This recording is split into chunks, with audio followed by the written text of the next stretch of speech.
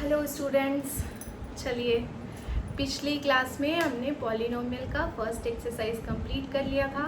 मुझे लगता है आप लोगों ने बहुत अच्छे से समझ लिया होगा, सॉल्व कर लिया होगा।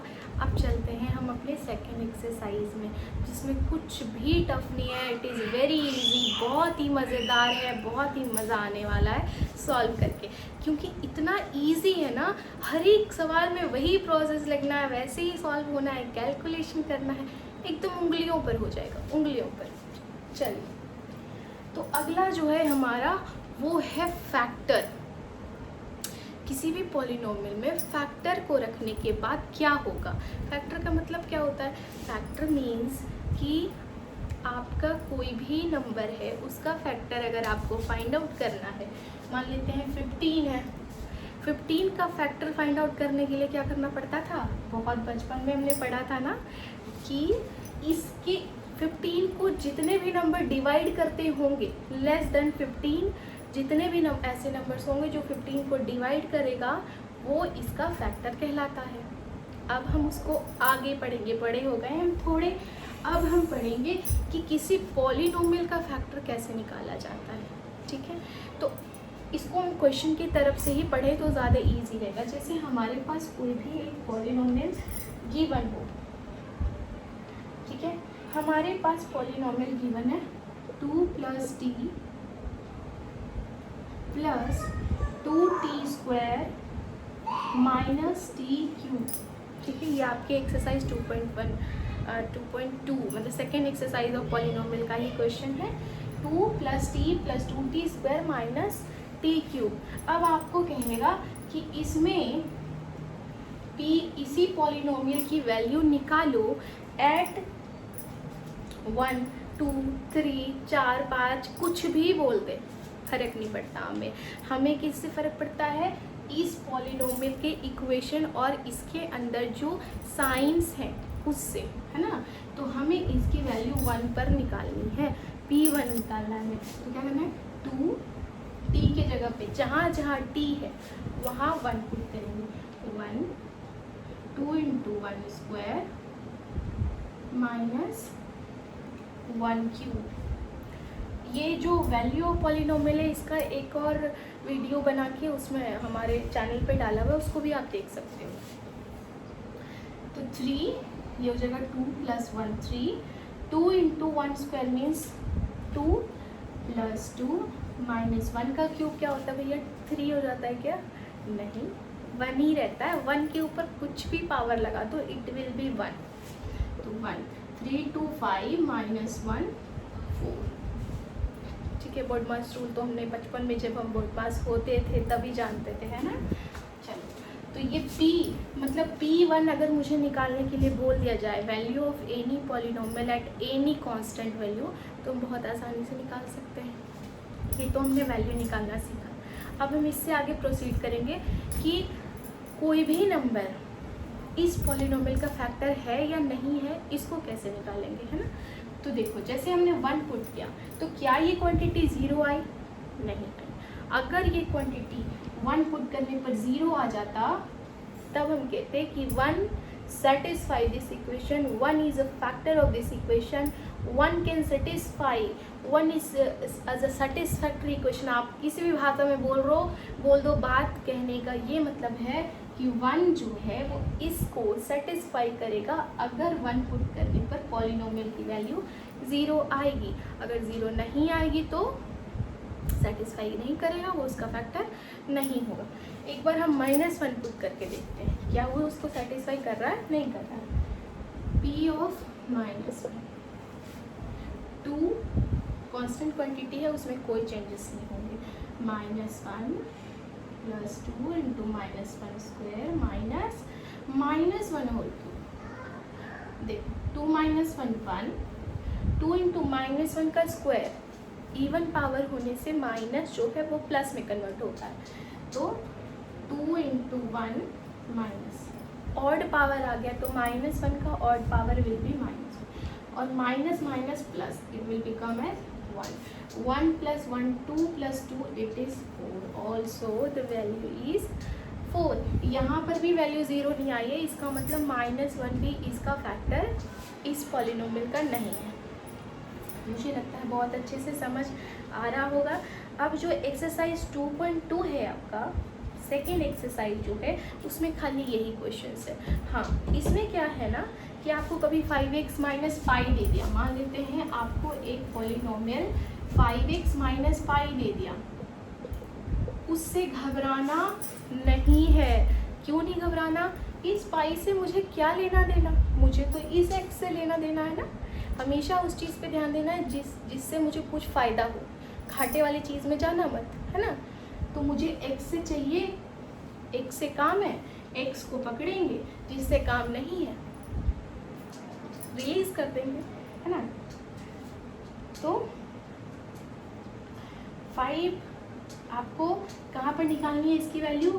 P4/5, मतलब x इज इक्वल्स टू 4/5 पे आपको पूरे इक्वेशन की वैल्यू निकाल देनी है, ठीक है। 5 इंटू 4/5 माइनस 5, 5 कैंसिल, आपके पास आंसर आ जाएगा 4 माइनस 5, ठीक है। पाई को ना तो कन्वर्ट करने की ज़रूरत है, ना ऐड करने की, ना सब्ट्रैक्ट करने की। हाँ, अगर आपको बोल रखा है कि take pi is equal to 22/7 और 3.14, तब इसकी वैल्यू ज़रूर कन्वर्ट करो। बट अगर ऐसा नहीं बोला है तो बहुत ज़्यादा होशियारी दिखाने की ज़रूरत नहीं है, जितना बोला गया है उतना ही करना, उससे ज़्यादा नहीं करना है, ओके। इसी टाइप के क्वेश्चन आपके सेकेंड एक्सरसाइज में। चलते हैं हम अपने फैक्टर थ्योरम पे, है ना, कि फैक्टर थ्योरम एक्चुअली में है क्या। कुछ नहीं है, ये जो सीखा है ना बस वही है। चलो अब इसमें क्या है, ये जो हमने वैल्यू रखना सीख लिया, इस वैल्यू रखने के बाद हमें चेक करना है कि 0 के इक्वल आ रहा है तो हाँ फैक्टर है, नहीं आ रहा है इक्वल तो नहीं है फैक्टर। एक क्वेश्चन कर लेते हैं जिसमें फैक्टर है। बोलोगे मैम अभी तक तो ऐसा कोई क्वेश्चन ही नहीं हुआ जो फैक्टर है और आप कह रही हैं। तो आपका अगला है कि कोई आपके पास इक्वेशन है x³ + x² + x + 1, ठीक है।